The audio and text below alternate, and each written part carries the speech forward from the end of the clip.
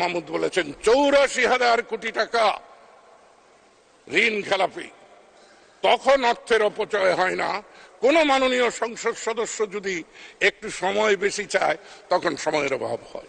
মাননীয় স্পিকার, এই সংসদে জাতির চেতনার কথা, জাতির স্বার্থের কথা, জাতির ভবিষ্যতের কথা আলোচনা হবে। সেখানে যে বলতে পারে তাকে বলতে দিন। যাদের গলায় বর্ষি লাগানো আছে তারা কথা বলবে না। আমিও বলিনি, 60 বছর মাননীয় স্পিকার বলিনি। আজকে আমার গলার থেকে আপনারাই বর্ষিটা খুলে নিয়েছেন। তাই আমি যতক্ষণ আছি, আপনি যতই বাধা দেন, আমি কথা বলতে চেষ্টা করব।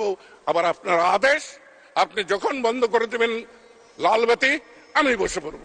কিন্তু মাননীয় স্পিকার, বিনীতভাবে বলবো, আমাকে বলতে দিন। সময় নষ্ট হচ্ছে না, জাতির করতেও সময় নষ্ট হয়েছে।